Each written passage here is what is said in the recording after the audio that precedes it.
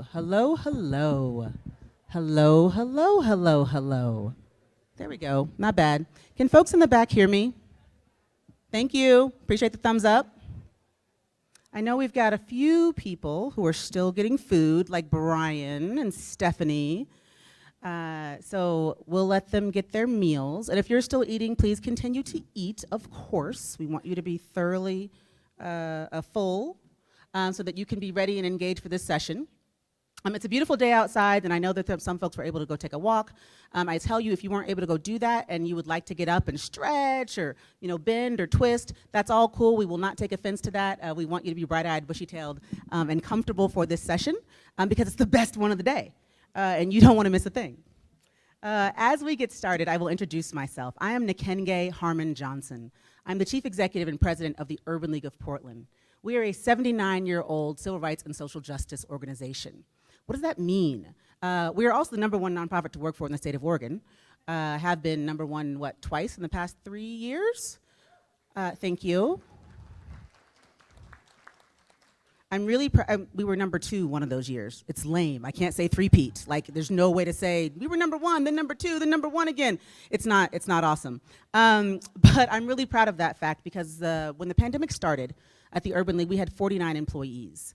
By the end of the first year of the pandemic, we had 100. And we were #1 before when we were smaller, and then we stayed #1 when we got bigger. What that means to me is that the culture we have, seeking justice for all, really pervades the organization no matter what our scale is. Now we're even larger still.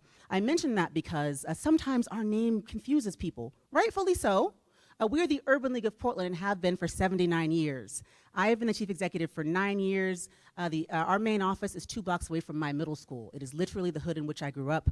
We have offices in various places in different counties, and we serve folks across Oregon and Southwest Washington, and increasingly Southeast Washington. I'm sure people in this room know exactly what I mean by that. But I don't have the guts to change the name. It's as simple as that. Sometimes it turns people off and they wonder, Portland, again with that. I hear you, I get it. But I want to make it clear, we belong to you, and we're responsible to you, and we're responsible for you, especially when it comes to the area of housing.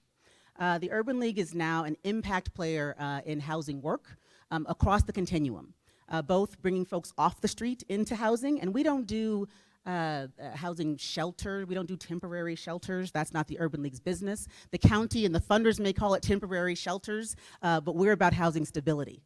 We got you off the street and you're ours until we hand you the keys to your own apartment. However long that takes, you are with us as we are with you, we say to community. But we do operate a shelter. We do also build bricks and sticks, but 9 years ago, we didn't. The thing about the Urban League is we're 7 nonprofits in one, I like to say. We offer senior services programs, both in person and also visiting folks at home and making sure they're safe in their homes, and they have health aides, and we help them pay for those. Of course, we have a massive housing department, everything from eviction prevention to the shelter I mentioned, to building bricks and sticks, and to putting wraparound services inside those bricks and sticks. Speaking of bricks, we heard earlier about a brick going through a window, right? Someone's client who had locked themselves out of an apartment. I thought to myself, that's an Urban League story. that happens to us. And so we're first responders for folks that need us most, and for the landlords that we do block leases with. We do all kinds of housing services and programs because, as I don't tell you in this room, it takes all kinds of programs and services to keep people housed and inside. Especially in a state like Oregon that's growing like crazy, and the market isn't that interested in us, right? You can make more money building in Washington. You can make more money building in California than you can in the state of Oregon, and builders have responded to that. So we decided we've got to do it ourselves, which is why about 8 years ago, we got back into the business of building bricks and sticks at the Urban League. Okay, I'm not going to take all this time to talk about the Urban League. We do advocacy. We have lobbyists that are employed 365, who work in at the state legislature, also work at city councils and county commissions, advocating for resources that build justice. Everything from, we really should fund bus passes for teens in the summertime. We want them to go to the library. Can we help them get there? Cool. Things like that, to, frankly, resources and housing dollars, both for OHCS, but other across the state. So when you hear the Urban League talking about housing, yeah, we mean it for resources for us and for the things that we do with our own hands, but we also mean for you, because justice is justice, or it's not at all. That's our foundational belief about housing work. Further, we think housing underlies everything else, whether it's health, whether it's education. It starts with living inside. If you're trying to prevent crime, people gotta live inside. If you're trying to encourage people to develop small businesses of their own, they gotta live inside. On and so forth and so on. We know how fundamental it is to the success of Oregonians and others. So that's what we're in the business of doing. Of course, we help folks get jobs and training, and we really do find it important to meet people where they are. And I love this work, as you can tell. I'm pretty pumped up about it. I'm lucky enough today to share this stage with some other folks who are also pumped up about the work that we do. You can see up here on our magnificent slide, you'll see our names, and you'll see the title of this session, Creating a Vision. We'll be talking about the future in this session. There's some fundamentals that I think we all know. There is not enough money now to do what needs to be done for Oregonians. Not enough money in the system. It exists, they're just not putting it where it needs to be, right? And some of you might be surprised to hear that in some of the most gentrified zip codes in the state, in North and Northeast Portland, 9 years ago, there was no temporary housing shelter. It was the only part of Portland where there was no homeless shelter. In the city of Portland, where y'all think all the money goes. So I'm a little bit more hanging out with some of y'all who are doing development in rural areas, because it turns out even in the big city, they managed to miss whole swaths of community. Old people, the working homeless. I could go on. So when we're talking about resources and advocating and fighting and envisioning a future, there is much more togetherness in front of us than I think we've had in the past behind us. It's important that our legislators know that, because I'm not fighting you for money in LaGrande. I want you to have it. I'm not fighting you for money in Jackson County. I know you need it. And we serve folks in those communities too. So it's not just some ethereal idea, we know it tangibly. At the same time, it's important for all of us, I think, to have that mindset. The resources exist. It's simply about them being allocated by our lawmakers in ways that make sense for the people and the communities that we serve. So we're gonna talk about that future, that vision. Again, I'm Nkenge Harmon Johnson. I will be moderating this session, probably without my jacket, because it's warmer up here than you think. There's an Urban League table over there if you want to learn more about our programs, please do. And we're gonna introduce ourselves. So I'm gonna start with you and we're gonna work our way down. Cool? Nkenge, thank you. Appreciate the opportunity to be here. My name is Nick Green, and I am the president of Catalyst Public Policy Advisors, which is headquartered in John Day. If you're from Eastern Oregon, you know that we all have a main job and then at least 2 or 3 side gigs. So I'm going to be talking about some of the side gigs today. I run an agency called R3, which is a government agency set up by local governments in Eastern Oregon to incentivize housing production through public-private partnerships. Good, thank you. I'm Mike Boquist. I'm the Community Development Director for the City of LaGrande right here. And I am the director that oversees all land use planning as well as our building codes program. Hello, I'm Lisa Dawson. I'm the director of the Northeast Oregon Economic Development District. And in my case, I define Northeast Oregon as Baker, Union, and Wallowa counties. And our organization's mission is to contribute to a vibrant rural economy by providing consulting, training, financing, referrals, and other assistance to businesses, entrepreneurs, local governments, and nonprofits in Northeast Oregon.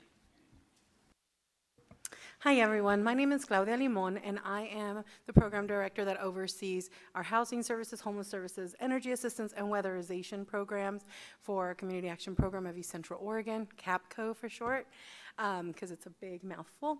And we, our core services are offered in the 4 Eastern Oregon counties of Umatilla, Morrow, Gillum, and Wheeler counties. Good afternoon. My name is Nils Christoffersen. I'm the executive director of Wallowa Resources, a community-based nonprofit in Wallowa County. And 2 years ago, we created a wholly owned subsidiary called Working Homes to address the shortage of housing in Wallowa County. So I am the managing director of that entity as well.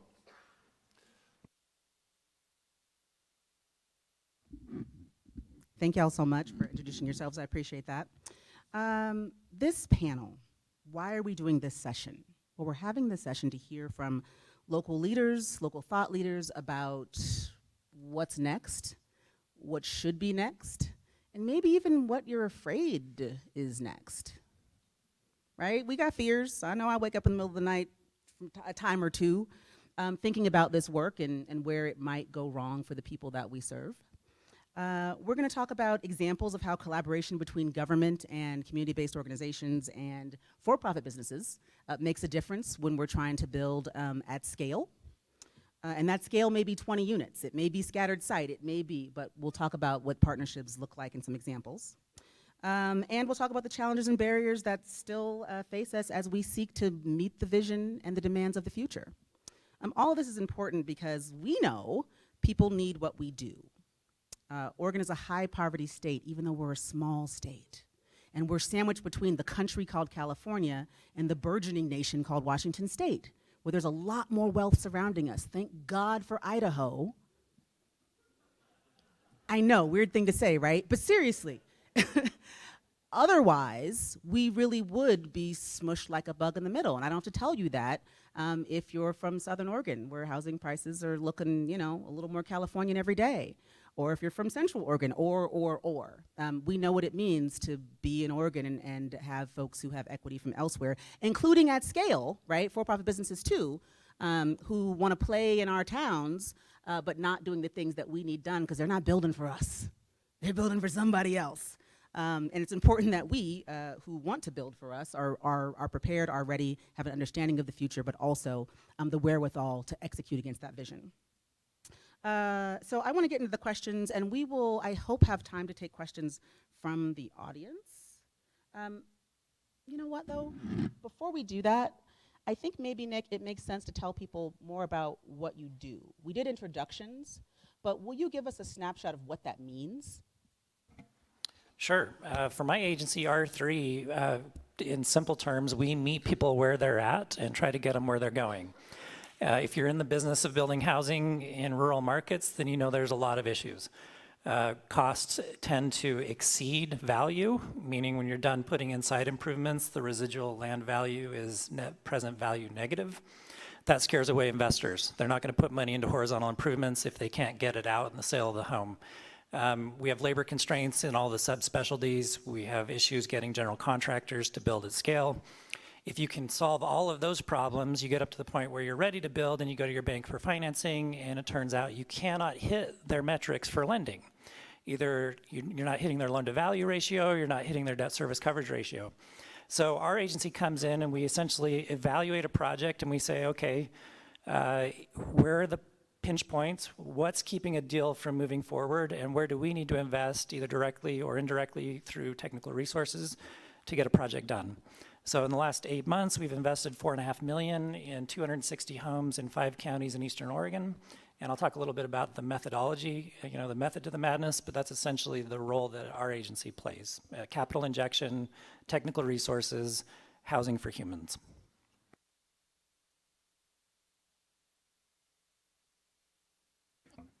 How do you follow that? So, holy smokes. I don't know. I'm the code person, so I'm probably the barrier sitting amongst all of us. But anyway, I mean, the vision that at least that I have going through a process is how do you help a developer navigate the codes? And there's a lot of stuff in black and white, and there's a lot of stuff that is gray that we all think is black and white, but it's really gray. And there's creative ways to kind of navigate the system, look for alternatives, and achieve the result. It's still going to cost a bunch of money, and it's still going to put somebody upside down. But the reality is how do you balance improvements with what the intent of the code is so that you have a project that is doable? And we have a handful of them in our community that, fortunately, we've just been very successful. We have 3 or 4 in our community that are doing a great job at providing affordable housing that, I don't know, I never would have imagined that we would have had before. So, good. So the Northeast Oregon Economic Development District doesn't develop housing, and what we do is we do a lot of work with entrepreneurs, we do a lot of work with nonprofits, and we support our cities. So we're often involved in a sewer or water project that will eventually support housing and people who live in communities. And one of the things we do every 5 years is a comprehensive economic development strategy. And for about 10 years, workforce housing has been an issue that's come up. When the pandemic hit, workforce housing became a crisis for our region. And you, as Commissioner Andera said earlier this morning, you can't go to a meeting where people aren't talking about workforce housing. Employers can't hire people because they might make a hire, but somebody will come to the region and they can't get a place to live. So therefore, there's a job crisis. We see tourism businesses especially that have short hours because they can't remain open. So it's become an economic development problem not to have housing for people. And so we're involved in conversations with different groups about how to solve that problem. CAPECO is a community action agency, and we've been in the Umatilla County area since 1987. We have a wide breadth of programming, and it's always growing and it's ever changing due to grant funding or different programs that are rolling out from the state level or local partnerships that we've been able to develop. But broad strokes, we are the area agency on aging for our service area. So we're serving seniors or people with disabilities who need some supports in home. We also have Red Payee programs. We're the regional food bank for the 4-county area, and we serve as the LIHEAP program managers. We roll that program out, as well as weatherization. But what we're talking about here today is more about our housing and homeless services. We do have the first Project Turnkey on this side. I believe it's the second one altogether, but on this side of the Cascades, you can say, with the Promise Inn, it's a 35-room motel that was converted into non-congregate setting. That is under our purview. That is always full, and we have a lot of people that need that service. I think our recent coordinated entry list was over 200 that I saw yesterday. So we know that the need really is there for our unhoused, unsheltered families and individuals. We are also the local planning group. I don't know if a lot of y'all heard about all this executive order funding that came out, and in some more urban areas they went through MAC groups, but in more rural Oregon we needed to go through local planning groups. So CAPECO is serving as a lead of that for our counties, and that comes with the House Bill 5019 funds, with the rapid rehousing goals that the governor has set for us. I am super pleased to announce that we have met and exceeded those goals within a 2 to 3 month turnaround.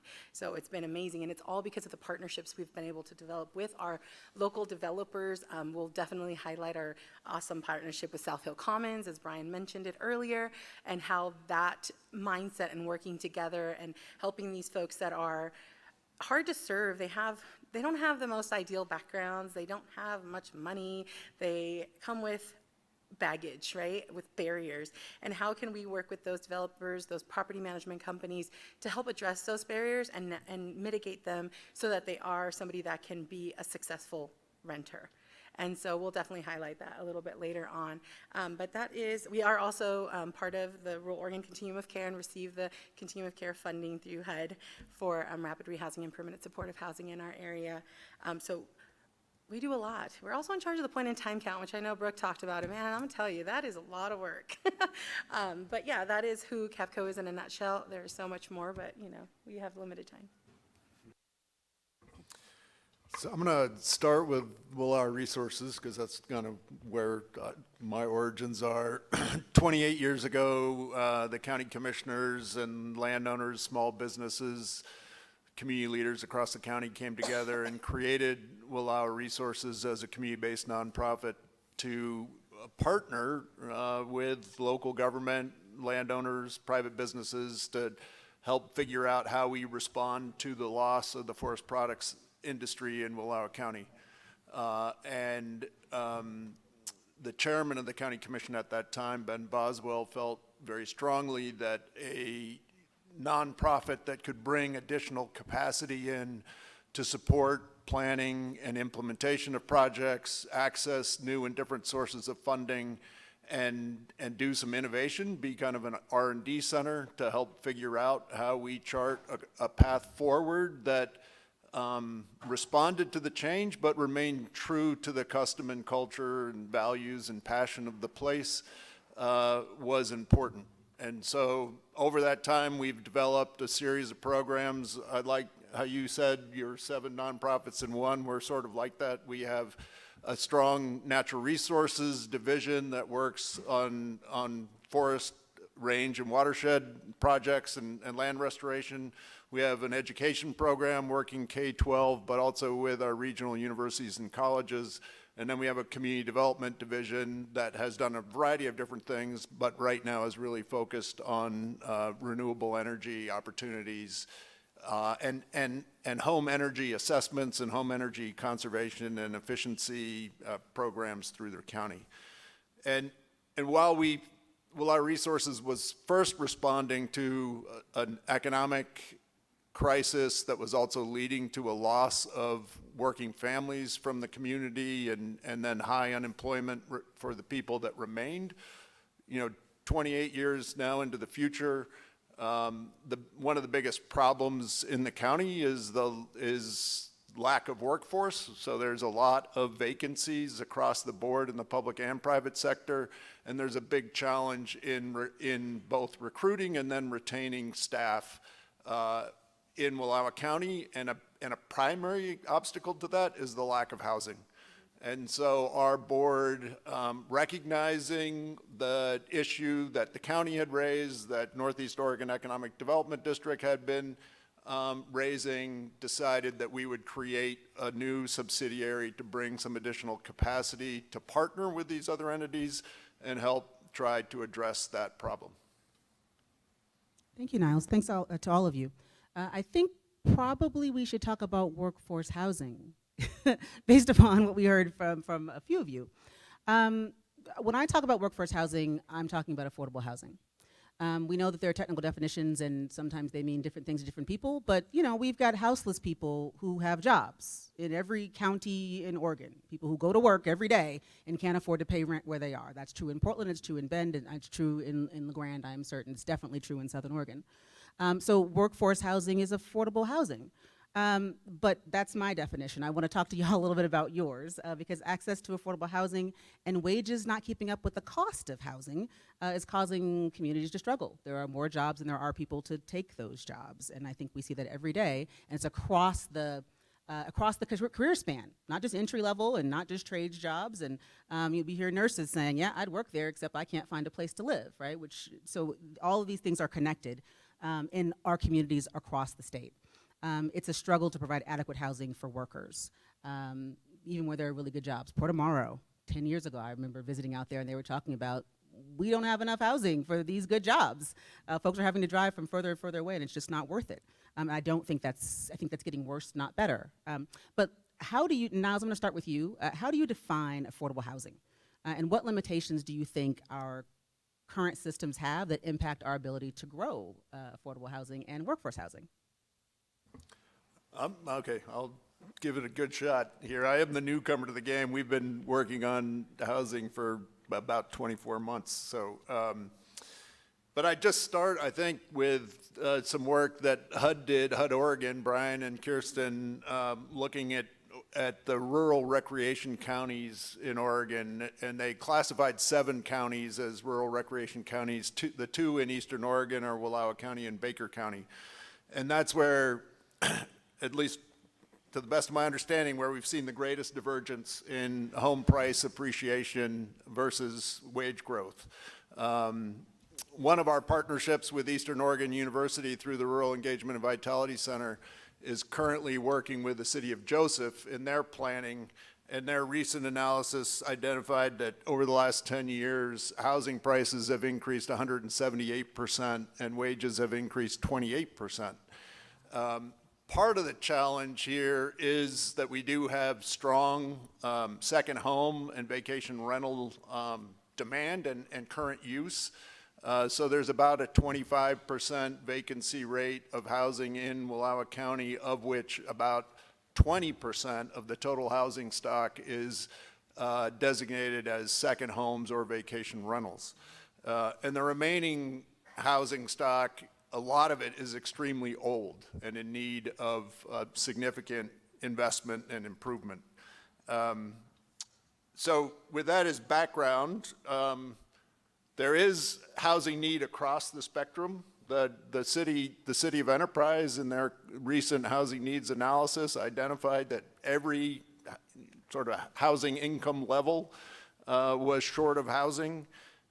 We recognize that there is continued investment in new home construction for the upper end of that market. So there is a market response to the need for housing at the upper end, and that many other partners, including Chrisman Development Group, Viridian, et cetera, that are here today over here, are investing and serving 60% and below, sometimes 80% and below. And so when our board was created, we were originally thinking we were addressing the proverbial missing middle of 80% to 120%. As we talked to more of the employers across the county, the school districts, the healthcare sector, the sheriff's department, the local governments, we recognize that it's really a much bigger need. And that based on the wages that are currently paid across the board, there's a big gap between about 50% of AMI and 120% of AMI. But essentially what we need is programs and funding that will serve anything below 120% AMI. Thank you. Yeah, you know I'm coming to you next. So in our world, we have to use, the definitions that are provided for us when it comes to affordable housing, right? Rule of thumb, 30% of a household's adjusted gross income, et cetera, et cetera, et cetera. But we know that is not, it's not gonna happen, right?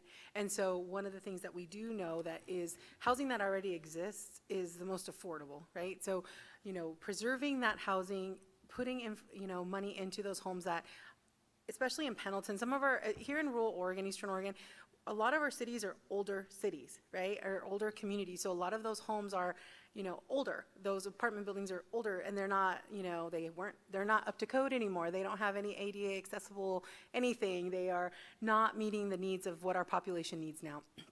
So if there were funding to help restore and revitalize and preserve those homes, and that would be great. But then we don't have contractors or subcontractors to do that work. We run the weatherization program, and we are having a heck of a time getting contractors to work, generals, to do our job, because they don't need to go through all the red tape, because there's enough work out there that's super easy for them to just get in, get out, let's go, get paid.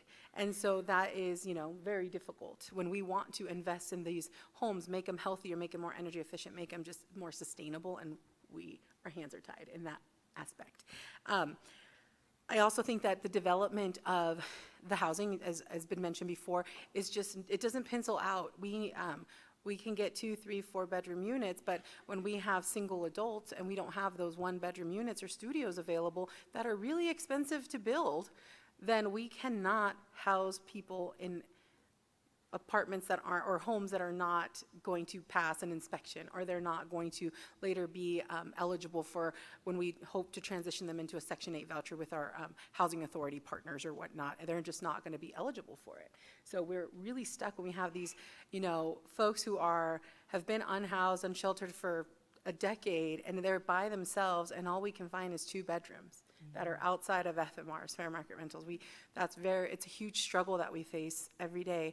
I think that the flexibility of the emergency order funds has been great, because we've been able to house folks that we normally wouldn't be able to house with the tier approach that we're taking towards this. I know Commissioner Timmons mentioned one household earlier that has been able to get rehoused, a big family, through that tiered approach with our emergency order funds. But those end in June. Then what? Then what are we going to do? I mean, I know there's other funding that's come out, but those also have an end date. And without knowing, are these going to renew? Are they going to be sustainable? Should I increase my staff capacity, or what do we do? Because I'm not in the market of hiring people or having them relocate or give them a more livable wage, and then in 6 months or a year and a half, I have to lay them off. That's not the jam I'm in. So the staff that we have been working miracles, and I'm sure many of you that are sitting here today are also on your phone still working, even though you're sitting here, because I know my staff is. And so, I mean, sorry to call you out, but I saw it. Mine too. I did It's it all too. right. I did it too. I did it too. So, it's hard. And I'm a big proponent of any housing is positive housing, because it's, if we have higher end housing, the trickle effect, if we can keep it to not turning into vacation rentals or second homes or whatnot, it would, it goes, right? Like, so people are able to move into this, and then these people move here, and then, that's the ultimate goal. But it's really hard to say, 30% of your adjusted gross income means that because nobody would meet that. That's tough. Lisa, I'm going to come to you next. But I hope we all heard that message. The most affordable housing is housing that already exists. And, well, the most affordable tenant resident are the folks who are already housed. We do big work in eviction prevention, and we had to have a big fight with the state this past session to get the money necessary to keep hundreds of people inside of doors. We housed them, and it's eviction prevention, and the Urban League is wrapping services around them so they won't always need these funds, because we know they'll go away. But the state was ready to yank those funds away from them and have people homeless at Thanksgiving and Christmas. Well, to your further point, we hire people to do these jobs, we train them, and we all know that hiring and training is not cheap. Certainly relocation and those other things are not an inexpensive thing to do. So when the state makes a commitment, or other funders make a commitment to say, yes, this is a priority and we're gonna focus on this and here are funds to do it, we really need those funds to continue to come so that it's not a 6-month tour. Because you can't build careers for people on a 6-month tour. You can't hire folks in that fashion. You certainly can't hire the level of expertise necessary to do this really hard work. I just wanted to highlight those points because it's true across the state, and I know that our lawmakers need to hear it. Please. All right, so the question of what's my definition of affordable housing? And my definition is it's affordable for the person who needs the housing. And I'm using the standard definition of affordability of being not spending more than 30% of your income on your housing costs. So what's the problem?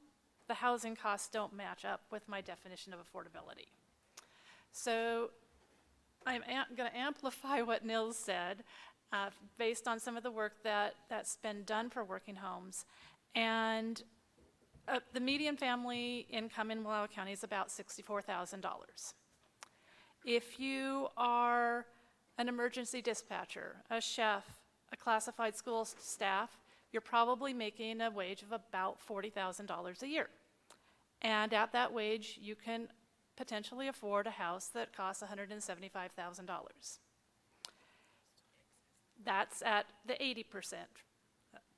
If you happen to have an annual salary of $65,000 and maybe you're an experienced teacher or a skilled construction worker and that's about $31 an hour, you can afford a home that costs $250,000. And if you're at the higher end of that 120 range and you're making around $95,000 a year, earning $45 an hour, you could be an electrician, a loan officer, a civil engineer, getting a good wage. You can afford that $361,000 home. I looked last night on the internet to see what I could find about Wallowa County prices. And in 2024, in July 2024, according to Zillow, the median list price was $420,283. And according to Redfin, the average sales price in June was $537,500.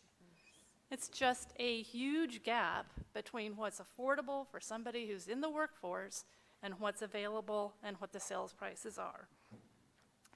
And renters are insecure because those homes that they are in can be converted to a house that's being sold for a lot more than the income that's being produced by the rents that's being paid.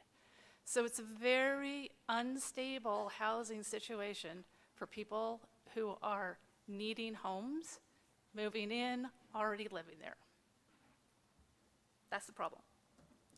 Thank you for the cold hard examples. We may repeat this panel in the Valley. We just won't tell folks where you're from because the exact same messages would play in Salem. The exact same messages would play in Clackamas County. You make 21 bucks an hour in Portland, you can't afford a 1-bedroom. Can't do it. Yeah. Please. Yeah, thank you. I'm viewing affordable housing much like my counterparts have all identified as it's affordable to the audience you're speaking to. It's affordable to the lower income person that can't afford to buy the housing or can't afford to build the housing that they need. Is it affordable to the upper end person that can't afford the parcel or the lot they want to build on or to get the utilities extended to that lot? It's a problem across the board, and LaGrande has completed our housing study. We've done a needs analysis and a housing production strategy. We're one of the first in the state to complete that, and it's an eye-opener. And we have a need for 200 to 300 units in every category, from low income to middle income to the upper income, and all of them are struggling. And what we're seeing mostly in our community is folks of the upper income level, where we would think they would be struggling the least. Well, they can't find property. And then when they can find property, they can't afford it, and they can't afford to get services to it. So what do they end up doing? They end up buying the middle income housing. So they downgrade and down purchase. I mean, there's a term for this, but that's what they're doing. And so the folks that housing is intended to serve no longer have access to that inventory. So they have to downgrade, and it just trickles all the way down to the lowest income population who suddenly now doesn't have any housing.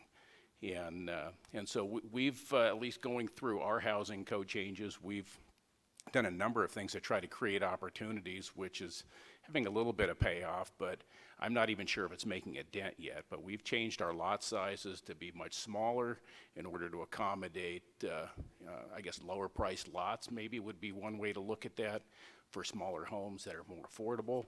We've increased our density, so we allow triplexes in areas that used to only allow duplexes, so you can increase the density. We've really expanded opportunities for cottage homes to try to figure out how to do accessory dwelling units or little cottage home like subdivisions or development, and we're seeing a little bit of that. But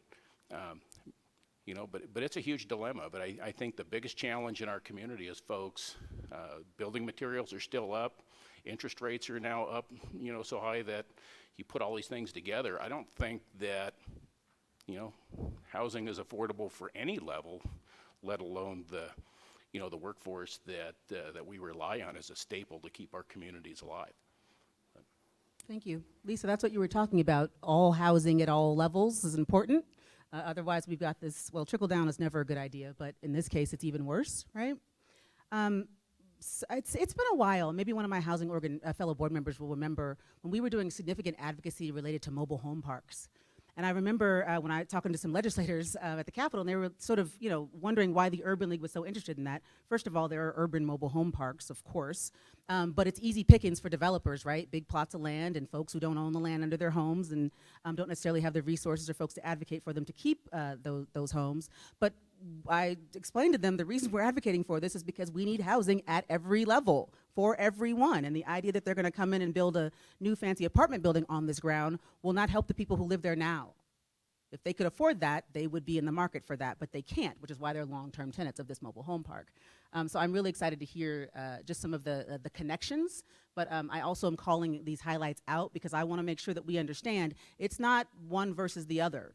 It really is us versus homelessness. Please. I think the other panelists have tackled the issues. I want to get to solutions, so I'll just point out two things that I've observed that you've probably observed too if you live in a rural area. One is affectionately the silver tsunami is coming. Within the next decade, 40% of our residents will be 65 or older. And as you look at what's happening in your community, if it's like what's happening in mine, they're still part of the workforce. They cannot afford to retire. So as we redefine what is workforce and what is affordable, we need to create opportunities for people to age with dignity in their homes and recognize that they're going to, we're going to have people working well into their 70s and maybe even beyond just to be able to maintain what they've already got. So that's one trend. I think another trend we need to recognize is that costs in the market are beyond our control. And if the past is an indicator of the future, costs will continue to escalate faster than incomes. So there are certain pieces that are already on the game board that we're going to be able to do nothing at all about. Our challenge then as policy innovators is to try and figure out how do we work through that and around it to come up with creative solutions, recognizing that those are problems that we're not going to be able to solve. So I just want to lay that as groundwork as we move into the next topic. Why, thank you. Whether developing new housing projects or providing direct services, there's a need for close coordination and collaboration. We've talked about some of that between developers, service providers, and local jurisdictions. What are the opportunities, panelists, for collaboration at the local and state level with regional organizations to address and support the production of affordable housing, community inclusivity, and placemaking? I really want to hear from you about examples you have of successful collaboration in your communities or elsewhere that you would hope to mirror. Oh, where should I start? We'll start with you, Claudia. Yeah, I really want to highlight a collaboration that Brian Carlton spoke with earlier with South Hill Commons. So this is a 70-unit build that started before I came on board with CAPECO. When I found out that we had a memorandum of understanding, I was like, oh, okay, what does this look like, right?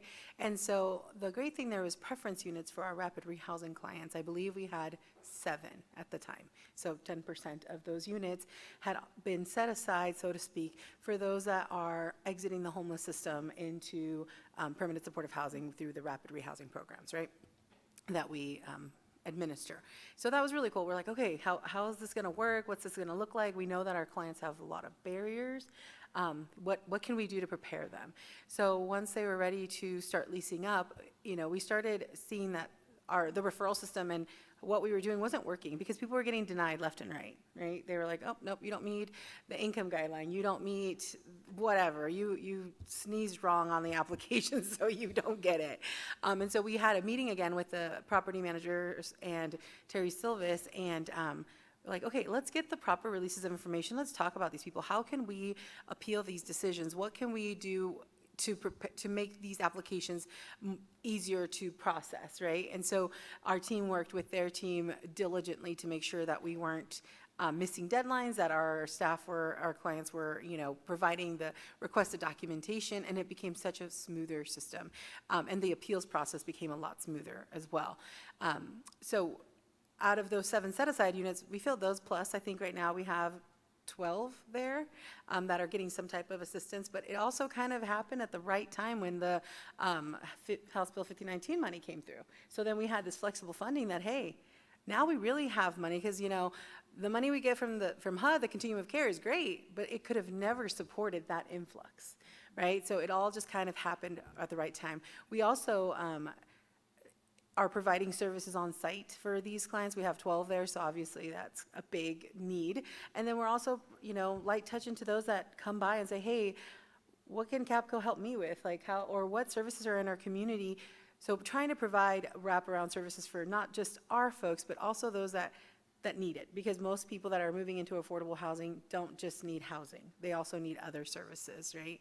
And so we do look at the whole person, like, do you need food? Do you need energy assistance? Do you need whatever else we can offer or we can refer you to? But here's the other thing, like, I wish I could send somebody there all the time, but staffing and capacity doesn't allow that. But we know that it's been successful, and we know that we've been able to mitigate quite a few things because we are on site and because we are providing services to those, like, boots on the ground right there. And they have an office space for us, and it's great to be, available for these folks. I wish we could do this at all of our properties. We do have other partnerships with Christmas Brothers Development. We had MOUs for our wildflower units that are in Pendleton, as well as Morehouse, same type of set-aside units. So that having those set-aside units has been super successful for us with these developers and these property management companies to be able to really target those that are ready to move from our unsheltered or sheltered system into some more stable housing. Thank you. I think we probably had to come to you, Lisa. Let's talk about some successful collaborations. Well, I'm not sure that I know that much about successful collaborations, but what I wanted to highlight was just what I've learned a little bit about an organization called Rooted Homes in Bend that is a community land trust. And one of the things that I know that they have done is approach some of the employers to help subsidize the costs of housing. And I think that having that permanently affordable housing stock in a community is really important.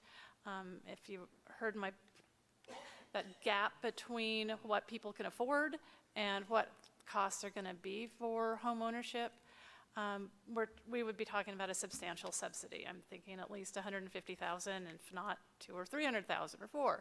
So in order to make those homes affordable, if we're going to put that kind of money into it, having that permanent affordability for the next generation of workers and people that are coming along that want to afford housing. And I think it's going to take a lot of partners. This region doesn't have a land trust currently, a community land trust. And I think it will take people coming together or an expansion of an existing land trust that's willing to come into the region and support development here. But it'll take a lot of funders at the table to make that happen. Thank you. Michael? Yeah, thank you. I think for collaboration, I think the number one, I guess, message I like to get out there is you got to build a relationship. And I have, a handful of folks in the development community that they just come in all of the time. And you would think that, dang, this is eating up a lot of my day. But, the reality is these are the folks that get projects done. These are the folks that really are passionate about making a difference in your community. And if you're one of those people, establish a relationship with your local, planning department, building department, or whoever it is that you communicate with on development. And we essentially have an open door policy. Is you call up and we're going to get you in. And I had one of my regulars came in earlier this week that I'm working on a property with that they're looking at building a duplex, and they were so appreciative that they were able to walk in and actually have a conversation because they're also doing a project in Portland, and their appointment is like 3 or 4 weeks from now, and they made that 2 weeks ago, and it's and then by the time you make that appointment, then you have to make another appointment to have your next what if scenario looked at.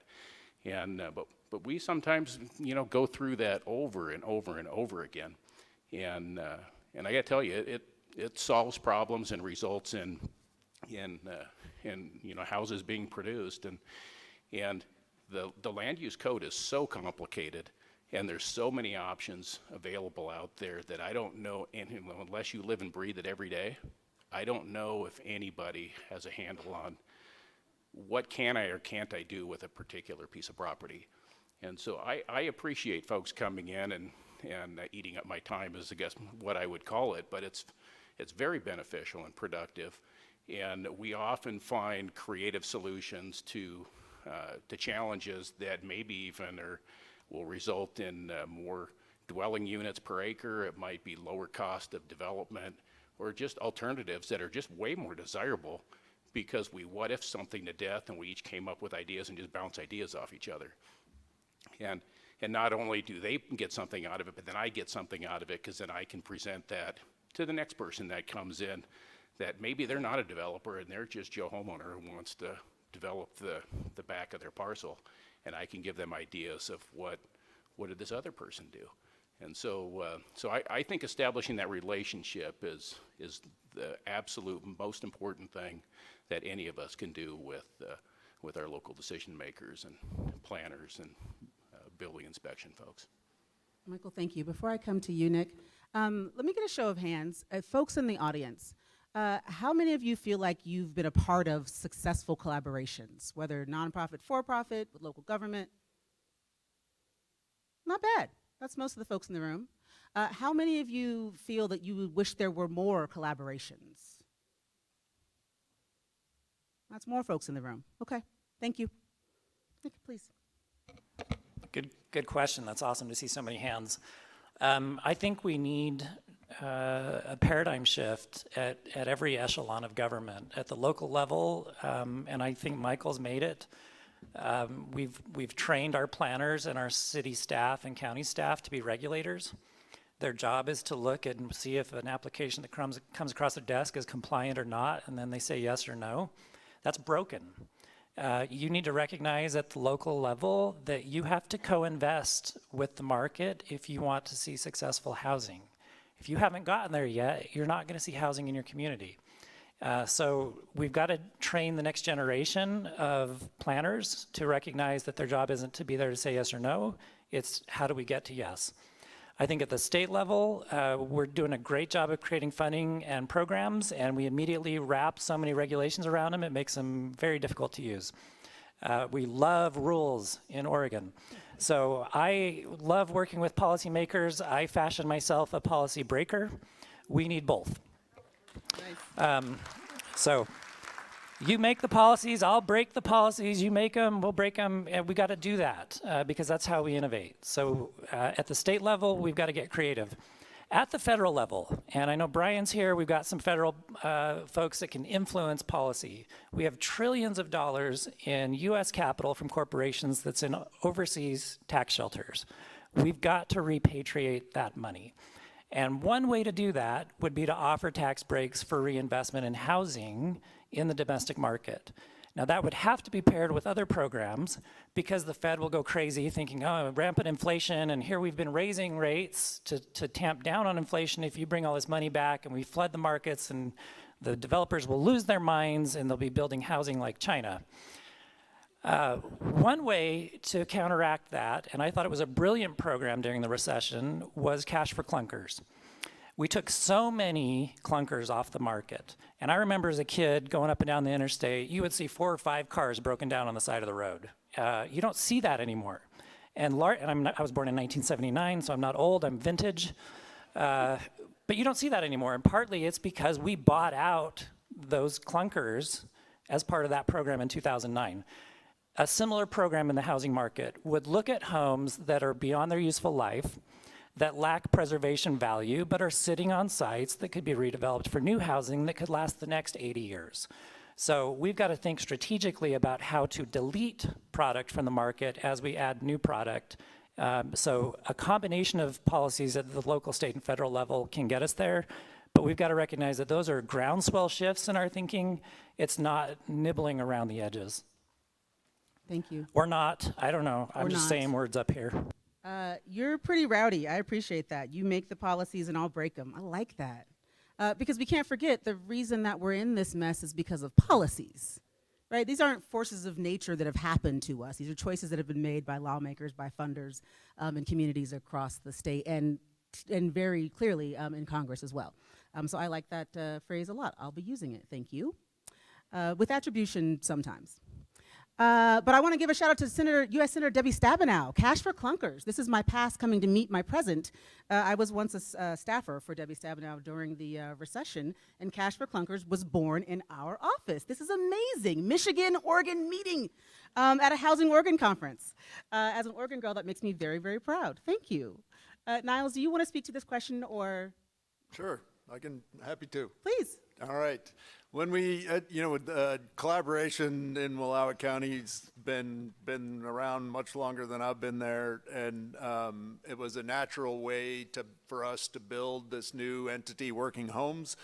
When we created the advisory board for that, we got representation from Northeast Oregon Economic Development District, from the county, from the City of Enterprise, from Chrisman Development Group, from the Network for Oregon Affordable Housing, and then from a past real estate developer. So we immediately were building relationships that also had a lot of insight into the issue we were trying to address, and hopefully we're shortening our learning curve as we went forward.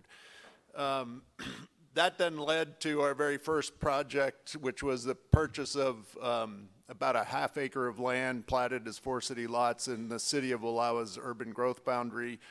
It had a 100-year-old home. I wouldn't call it yet a complete clunker, but it was definitely in need of a lot of repair. The board of Wallowa Resources partnered with Wallowa County commissioners to jointly put up a loan to this new entity, Working Homes, to purchase that and to begin to redevelop the site. So the two together provided $220,000 to Working Homes to purchase and begin to fix that house. That motivated then Oregon Community Foundation to provide some additional money to that effort, and subsequent to that, Hacienda Community Development Corporation provided additional funds so that we could begin to develop the vacant lots. So by this fall, we will be selling the older house that is now quite beautiful. It's a 5-bedroom, two-bath house. We'll be renting a 2-bedroom, 1-bath house that is brand new built by a local contractor. And possibly by December, and certainly by the first quarter of 2025, we'll have a 3rd house built there. And we're still debating where the greatest need is. Is it for home ownership or for rental? But we will have 3 homes in the city of Wallowa that didn't exist before. Then we have a penchant for old home preservation. So we went after the last remaining apartment building in Wallowa County that wasn't either already designated for low-income housing or had been converted to vacation rentals. So it was the EM&M building. Originally built, it was originally the largest commercial mercantile building in Eastern Oregon, but the county converted it to housing in 1936. The current owner was almost 80 years old and ready to get out of property management, but didn't want it to go into the vacation rental market. So he offered us a favorable owner-held contract to take over that building and the management of that building. And once we again acquired that has 26 units, all priced affordable to 60% AMI and less. Other partners have now come to the table to help us renovate and improve that building. State, federal, and local nonprofits, the City of Enterprise. So there's strong collaboration around that. And then and we're seeing that too, even from private landowners. I remember sitting in with the City of Enterprise's building needs or housing needs analysis, and a lot of debate about the vacant lot analysis and whether or not those vacant lots were actually available or not, whether the owners really wanted to sell a double lotted property or whether they wanted to keep it. And we found that as more and more people heard our vision and what we were trying to do, the need we were trying to meet, those landowners were calling us directly and saying, when you have the capacity and when you have the funding, let's sit down and talk, because we like what you're trying to do. We realize that's a real need in this county, and we'd like to partner with you. So we're seeing that public-private sector partnership and collaboration really come to life. Thank you, Nils. Not bad for 24 months, you said, right? Governor Kotek has set a goal of increasing housing production across the state. Over the next 10 years, building 36,000 units per year. Yeah, that's exciting. What innovative ideas do you envision are needed to meet Northeast Oregon communities' needs for increasing housing production? And I'm asking, you've mentioned some of it during our conversation, and we're gonna, let's take about 5 minutes to answer this one. I'm gonna ask you to make it a bit of a speed round so we have time to get some questions from the audience here. But what are your needs? And it could relate to land banking, land trust. It could relate to cooperative housing, ADUs, but put a point on it. Go for it, Nick. I think it's important to understand what innovation is and what it isn't. So when I think about innovation, I'm thinking about taking things that already exist and rearranging them in new ways that create greater economic value. So as we think about economic value, it's improved quality of life, increased efficiency, increased profitability. If you're not achieving that, then you're not innovating. So I'm going to use two examples of awesome new construction techniques that I'm enamored with: 3D concrete printing and mass timber. Say that again. Enamored or Slower. fewer words? I know I young said man. speed round, but just say that slower. All Mass right, timber mass and timber and 3D concrete printing. 3D concrete printing. Mass timber comes in a lot Thank of you. varieties. 3D concrete printing, concrete coming out of a tube that's on a robot or gantry. Fascinating technology. Is it innovative? I don't know yet. That's the reality. If you cut through all the hype and you're not talking to people who are selling this product in the market, does it actually create economic value? We don't know. And that's kind of the point. So part of our group at R3, we're going to invest in a mass timber subdivision where we're going to work with a developer of mass timber and designer, and we're going to put 18 units on the ground in a rural community. And then we're going to see what those things sell for and what they actually cost to build. And then we're going to go back and say, all right, what did that do? Was it more efficient? Did it actually save money, or did we actually end up spending more time trying to figure out how to put these Lego blocks together? So that's the same story for concrete printing. My point is, as you innovate and as we look for solutions, ask yourself those questions. Am I creating value here, and what do I need to do differently to create value? Other than that, I think you guys are awesome, and I think this is a solvable problem. It's just one that we're going to have to work at for a very long time. Thank you. Michael. Good. Well, I'm thinking for innovation, I'm thinking in our region, you can do more straw bale houses. And I'm not sure, what that would look like for longevity, but at least get you through one season. But I think not so much innovation, because I'm just thinking of the building code nightmare that my staff would have to deal with on new innovation. But I think for what's coming down the pike and for housing production, I think it really comes down to financial resources and money. And I would really like the state maybe look at what the State Historic Preservation Office does for funding, because I think that is a successful model that we're not doing in housing. And right now, I think we have most of our money, I think, that goes into housing is going into some kind of a subsidized housing program where you have an agency that's building this housing for some type of subsidy. But what about the other folks in our community that don't qualify for those subsidies, or maybe they're too proud to take the subsidy? They're not getting served. And the State Historic Preservation Office, for those of you that maybe kind of work in that realm, but they have a grant program that's a 50-50 match. And it requires an agency to be the keeper of that funds in the pass-through, but it allows the average resident in your community to apply for that money and get that money to do a historic preservation project. And it might even just be replacing windows, or it might be insulating, or it might be doing something that makes your building viable so you can keep it occupied. And it's not a big pot of money, they don't have that much, but that would be a program, I think, that would be very successful to maybe bridge the gap right now that we're talking about. What's the cost of housing versus what's the affordability that somebody has? Is if there's a pot of money that can be a pass-through and it's a 50-50 match, then at least there's investment and commitment on the private side to offset the grant that comes in to make something affordable. Maybe it just pays for your water and sewer tab, so at least now I have service to mine, I can afford the rest. Maybe it'll pay a system development charge that a community might have. But anyway, that's something that I think would go a long ways, that I would put that in the category of innovation at the state level, but I don't know if the state is innovative. And so, anyway, that's my 2 cents. But the state is here.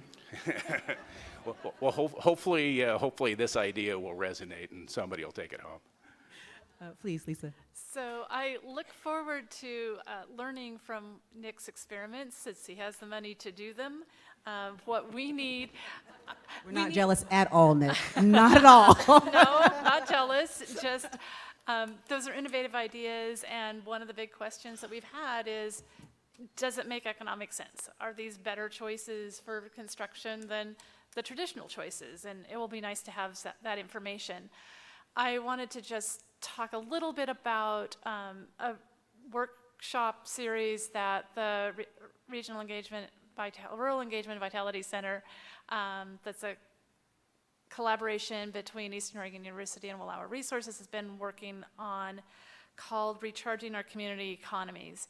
And that group came together with different folks from the community coming together a number of times, and they could have chosen to focus on anything.